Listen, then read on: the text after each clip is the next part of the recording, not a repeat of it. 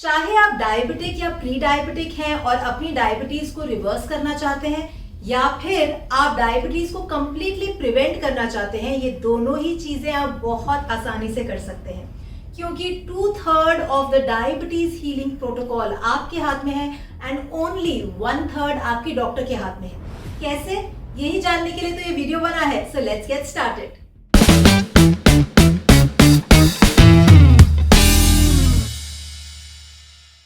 अगर हम सिंपल भाषा में समझें तो डायबिटीज केयर मॉडल एक ट्रायंगुलर मॉडल है, यानी कि एक त्रिकोण है जिसके 3 मेन कंपोनेंट्स हैं, डाइट, एक्सरसाइज एंड मेडिकेशन। अगर आप थोड़ा सा ध्यान दें तो आप पाएंगे कि डाइट और एक्सरसाइज यानी 2/3 ऑफ दिस केयर मॉडल आपके हाथ में है और आपके डॉक्टर के हाथ में सिर्फ 1/3 मेडिकेशन वाला भाग है, राइट। तो अगर आप अपने 2/3 हिस्से पर लापरवाही बरतेंगे तो डॉक्टर के पास क्या चॉइस रह जाती है सिवाय इसके कि वो आपकी मेडिसिन चेंज करता रहे, मेडिसिन की डोजेज और पोटेंसी बढ़ाता रहे।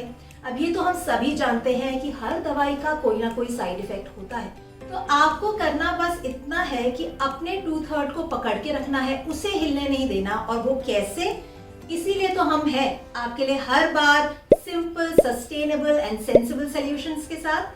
तो मुझे अपनी मील में क्या खाना है, मुझे किन चीजों को अवॉइड करना है, किस पोर्शन में खाना है, इन सभी सवालों का जवाब तो मैं आपको पहले ही दे चुकी हूँ अपने इस वायरल वीडियो में, जहां मैंने आपको फॉर्मूला ही बता दिया कि आप किस प्रकार से अपने मील्स को कंबाइन कर सकते हैं और आपको कभी भी किसी भी डाइटिशियन या न्यूट्रिशनिस्ट की जरूरत ही नहीं पड़ेगी। जी हाँ, इस वीडियो को बहुत प्यार मिला है क्योंकि इसमें इतनी ज्यादा वैल्यू है और इसीलिए ये वीडियो वायरल हुआ है। अगर आपने ये वीडियो अभी तक नहीं देखा है तो इस वीडियो के बाद जरूर जाके आप इस फॉर्मूला को समझें ताकि डायबिटीज केयर मॉडल के ये जो 3 कंपोनेंट्स हैं उसमें से डाइट का कंपोनेंट में आप बिल्कुल भी गड़बड़ ना करें। वहीं अगर आपने अभी तक मेरे चैनल को सब्सक्राइब नहीं किया है तो नीचे जाके मेरे चैनल को सब्सक्राइब जरूर करें and don't forget to click on the bell icon ताकि आने वाले हफ्तों के नए वीडियोस में दी गई वैल्यूएबल इंफॉर्मेशन आप मिस ना करें। तो मैं ऐसा क्यों कह रही हूँ? क्योंकि डायबिटीज एक बहुत ही तेजी से बढ़ती हुई बीमारी है। अनुमान है कि साल 2045 तक 131 million Indians will be suffering from diabetes. और चौंका देने वाली बात यह है कि ये बीमारी 40 साल से कम के लोगों में बहुत तेजी से बढ़ रही है। आए दिन मैं अपने क्लिनिक में क्लाइंट्स को देखती हूँ as young as 23 years, 27 years, जिनके इतने ज्यादा हाई HbA1c लेवल्स हैं। और इसीलिए हमने एट इन्फॉर्म्ड हेल्थ ये मुहिम शुरू की है कि हम ज्यादा से ज्यादा लोगों तक ऑथेंटिक इंफॉर्मेशन पहुंचाना चाहते हैं, सरल तरीके से उनको टिप्स देना चाहते हैं ताकि वो इस कंडीशन से, जो कि एक लाइफस्टाइल कंडीशन है, ना सिर्फ अपने आप को रेमिशन में डाल पाएं बल्कि वहीं अपने आप को इस कंडीशन से प्रिवेंट कर पाएं, राइट। तो आपसे निवेदन है कि आप इस मुहिम के साथ जुड़ें और ज़्यादा से ज़्यादा लोगों तक ये वीडियोस को शेयर करें, जिसमें बहुत ही सिंपल तरीके से मैं कोशिश करती हूँ कि इजी एक्शनेबल टिप्स दूँ आपको, इनसाइट फॉर्मूलेज दूँ ताकि आप इंडिपेंडेंट होके अपनी हेल्थ कंडीशन को खुद रिवर्स कर पाएं। तो डाइट का फॉर्मूला तो हम समझ चुके हैं, तो आइए आगे बढ़ते हैं हमारे दूसरे कंपोनेंट पे जो है एक्टिव लाइफस्टाइल यानी एक्सरसाइज। और एक्सरसाइज हमारे डायबिटीज से और हमारे ब्लड शुगर से किस तरीके से रिलेटेड है? वेल, ये इमीडिएट एंड लॉन्ग टर्म दोनों ही तरीके से हमारे डायबिटीज को इम्प्रूव करने के लिए मदद करता है।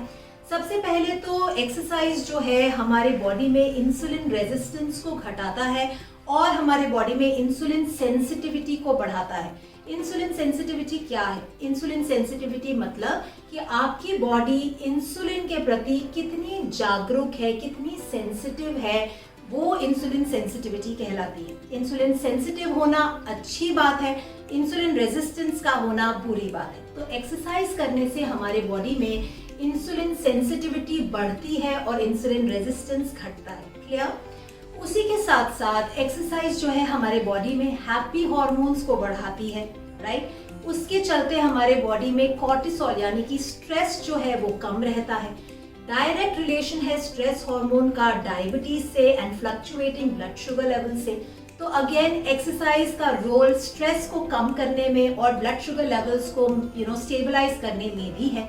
वही रिसर्च दिखाता है कि ना सिर्फ exercise over a period of time हमारे ब्लड शुगर लेवल्स को स्टेबलाइज करके रेगुलेट करती है, बल्कि उसी के साथ साथ हमारे वेट को मेंटेन करने में, हमारे हार्ट हेल्थ को इम्प्रूव करने में, हमारे बोन्स एंड जॉइंट हेल्थ को इम्प्रूव और स्ट्रॉन्ग बनाने में मदद करती है। तो क्या आप नहीं चाहते कि एज के साथ साथ आप यंग एंड फिट रहें? बट वेट माधवी, मेरे पास समय नहीं है 1-1.5 घंटा जिम जाने का। कम्यूटिंग टाइम इतना बढ़ गया है, इतना ज्यादा ट्रैफिक है, या फिर घर के कामों से ही छुट्टी नहीं मिलती, कहाँ से समय निकालेंगे 1-1, 1.5 घंटा जिम में? सबसे पहले तो आपको 1-1, 1.5 घंटा जिम में स्पेंड करने की कोई जरूरत नहीं है, क्योंकि आपको 150 minutes in an entire week, जी हाँ, you heard me right, 150 minutes in an entire week exercise करनी है। यानी if you do the maths, 30 minutes के 5 सेशंस या फिर 20 मिनट के 6 से 7 सेशंस, राइट, आपको हफ्ते में करने हैं। ये हुआ आपका structured window of workout, right. अब दूसरी तरफ आपको करना ये है कि इस स्ट्रक्चर्ड विंडो के बाहर आपको सिर्फ एक्टिव रहना है, यानी कि आप for every 30-40 minutes of being seated, being sedentary, आपको उठ के 2 से 3 मिनट चलना है। इतना तो आप कर ही सकते हैं, राइट। घर के काम में मदद कर सकते हैं, घंटी बजे तो दरवाजा देख सकते हैं, पानी लेने के लिए, चाय पी के कप रखने के लिए, इतना मूवमेंट तो हम सभी कर सकते हैं। So basically all we have to understand it कि हमें लंबे लंबे पीरियड तक सीडेंटरी नहीं रहना है, क्योंकि ऐसा करने से ही हमारी बॉडी में इंसुलिन रेजिस्टेंस बढ़ने लगता है। याद है मैंने आपको बताया इंसुलिन रेजिस्टेंस बुरी चीज है, तो उसको बढ़ने नहीं देना, वही हमारी डायबिटीज का रूट कॉज बनता है। वही ये जो 20 से 30 मिनट की स्ट्रक्चर्ड एक्सरसाइज की विंडो है, इसमें आप क्या कर सकते हैं? इसमें आप अपने मन की कोई भी एक्सरसाइज कर सकते हैं, और आपको ध्यान ये रखना है कि आपकी एक्सरसाइजेस जो हैं द 4S ऑफ वर्कआउट को अमल करें, उसको फॉलो करें। ये 4S क्या है? Strength, stamina, stability and stretch. यानी स्ट्रेंथ ट्रेनिंग अगर आप हफ्ते में 1 से 2 सेशंस करते हैं, जहां आप अपना बॉडी वेट उठा सकते हैं फ्री हैंड वर्कआउट से, आप जिम में मशीन असिस्टेड वर्कआउट्स कर सकते हैं। वहीं स्टेमिना यानी कि कार्डियोवैस्कुलर काइंड ऑफ एक्टिविटीज, चाहे वो वॉकिंग, जॉगिंग, रनिंग हो, या फिर साइकिलिंग, स्विमिंग हो, या प्लेइंग अ स्पोर्ट हो, जुम्बा हो। वहीं स्ट्रेच और स्टेबिलिटी में आती हैं कोर की एक्सरसाइजेज और हमारे तमाम योगिक स्ट्रेचेस, हमारे cool down stretches, warm up stretches, ताकि हफ्ते भर जो हम एक्सरसाइजेस कर रहे हैं उससे हमारी जो मसल्स हैं वो टाइट और सोर ना रहे, उनको भी रिलीज होने में मदद रहे और हम फ्लेक्सिबल एंड अजाइल रहें।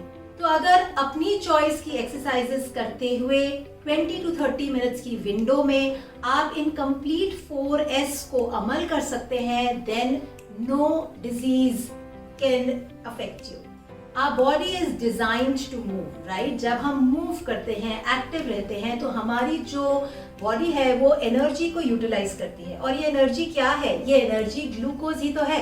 तो वॉकिंग का, एक्टिव रहने का, खड़े रह के काम करने का, anything but sitting, right? So sitting is the new smoking. आपको ज्यादा देर तक बैठना नहीं है, उठ के खड़े रह के काम करना है या चलते फिरते रहना है। और जब हम ये चलने फिरने की एक्टिविटी को दिन भर में स्ट्रैटेजिक पॉइंट्स पे इस्तेमाल करते हैं, तो ये हमारे ब्लड ग्लूकोज क्लियरिंग का एक माध्यम बनती है, एक तरीका बनती है। यानी कि जब हम दिन में ब्रेकफास्ट, लंच एंड डिनर कर रहे हैं, उस मील के बाद अगर हम 15 मिनट से आधा घंटा वॉक कर ले, जरूरी नहीं है बाहर जाना, ऑफिस में लंच किया तो लंच के बाद वापस अपने डेस्क या केबिन तक आने से पहले अगर हमने 10-15 मिनट लाइट वॉक कर ली, माइंड यू, यहाँ मैं ब्रिस्क वॉक या तेजी से चलना या जॉगिंग करने को बिल्कुल मना कर रही हूँ, मैं सिर्फ एक टहलने वाली लाइट स्ट्रॉल की बात कर रही हूँ, जो ना सिर्फ हमारे डाइजेशन को इम्प्रूव करेगी, डाइजेशन में मदद करेगी, बल्कि उसी के साथ साथ हमारे ब्लड शुगर जो बढ़ रही है खाने के बाद, ब्लड ग्लूकोज क्लियरिंग में भी मदद करेगी, क्योंकि तब ये जो बढ़ती हुई ब्लड शुगर है इसको आसानी से एक्टिव मसल्स के अंदर पुश करने में सक्षम रहेगी, सफल रहेगी, राइट? सो इसलिए बहुत ज्यादा जरूरी है कि आप दिन भर में अपने मील्स के बाद कम से कम 10 से 15 मिनट एक्टिव रहें। अगर आप चल नहीं सकते तो खड़े होके किचन वाइंड अप कर सकते हैं, खड़े होके कोई भी काम कर सकते हैं। अगर आप वर्क फ्रॉम होम करते हैं तो आप अपने कॉल्स को इस तरह से प्लान कर सकते हैं कि आपके मील्स के बाद आप वॉक करते हुए अपने कॉल्स अटेंड कर सकते हैं, ताकि आपकी ब्लड ग्लूकोज क्लियरिंग भी होती रहे, आप एक्टिव भी रहें और आपको एक्सेप्शनली कोई अलग से विंडो ना बनानी पड़े अपने बिजी रूटीन में to being active and to exercise. पर अगर आप किसी भी कारणवश एक्सरसाइज नहीं कर सकते या फिर खाना खाने के बाद भी 10 से 15 मिनट तक नहीं चल सकते, तो आपको बिल्कुल भी निराश होने की जरूरत नहीं है, क्योंकि रिसर्च ने आपके लिए निकाला है एक बहुत ही यूनिक तरीका, जिससे कि आप बैठे बैठे भी अपने ब्लड शुगर लेवल्स को रेगुलेट कर सकते हैं। जी हाँ, लास्ट ईयर रिसर्च ने प्रूव किया है कि हमारे बॉडी में एक मैजिकल मसल है जिसका नाम है सोलस मसल, जो हमारे काफ्स में होती है। और ये मसल बहुत ही ज्यादा यूनिक है 2 रीजंस की वजह से। वन ऑफ कोर्स कि ये ब्लड ग्लाइकोजन को नहीं बल्कि ब्लड ग्लूकोज को इस्तेमाल करती है अपने कॉन्ट्रैक्शंस में, और वहीं इसकी जो मसल फटीग है वो इतनी जल्दी नहीं होती, यानी कि इसको आप लंबे समय तक इस्तेमाल कर सकते हैं। Muscle soreness, muscle tightness, muscle fatigue जो है वो आपको फेस नहीं करनी पड़ती, क्योंकि ये मसल हमारी बॉडी में डिजाइन की गई है हमें पोस्चर में सपोर्ट करने के लिए, हमें वॉकिंग एंड स्टैंडिंग एक्टिविटीज में सपोर्ट करने के लिए, और इसीलिए इसकी एंड्योरेंस जो है बहुत ज्यादा है। सो सोलस मसल पुशअप्स, जिन्हें हम आम भाषा में काफ रेजेस भी कह सकते हैं, इसमें आपको करना सिर्फ इतना है कि अपनी कुर्सी पे बैठकर आपको अपने नीज और अपने फुट को यानी पैर को 90 डिग्रीज पे रखना है, और अपने पैरों के पंजों को जमीन पे रखते हुए अपने पैरों की एड़ी को ऊपर उठाना है और नीचे करना है, right. So we are just lifting our heels up and down, keeping our toes on the floor grounded well and ensuring that हम seated position में है और हमारा thigh to knee to foot जो है 90 डिग्रीज पे है। तो ये एक्सरसाइज आप दिन भर में कभी भी कर सकते हैं, ऑफिस डेस्क पे बैठे बैठे भी कर सकते हैं, खाना खाने के बाद भी कर सकते हैं। अगर कोई मेडिकल कंडीशन की वजह से आप बेड पर हैं तो भी खाना खाने के बाद अपने बेड पे बैठकर अपने लेग्स को नीचे रखकर भी आप सोलस पुशअप्स कर सकते हैं, जिससे कि आप आसानी से अपने ब्लड शुगर लेवल्स को क्लियर कर पाएंगे और रेगुलेट कर पाएंगे। तो आपको मेरा आज का वीडियो कैसा लगा? आप सभी के फीडबैक का मुझे बेसब्री से इंतजार रहता है, so please share your feedback in the comment section. उसी के साथ साथ अगर आपके कोई भी सवाल हैं, आप नीचे कमेंट सेक्शन में अपने क्वेश्चंस लिखकर मुझसे पूछ सकते हैं। एंड अगर आपको इस वीडियो में वैल्यूएबल इंफॉर्मेशन मिली है, so don't forget to share this. मैं आपसे मिलूंगी अगले हफ्ते एक और टॉपिक के साथ, in depth, simple, sustainable, sensible insights के साथ। तब तक you take care, eat well, live well and be healthy.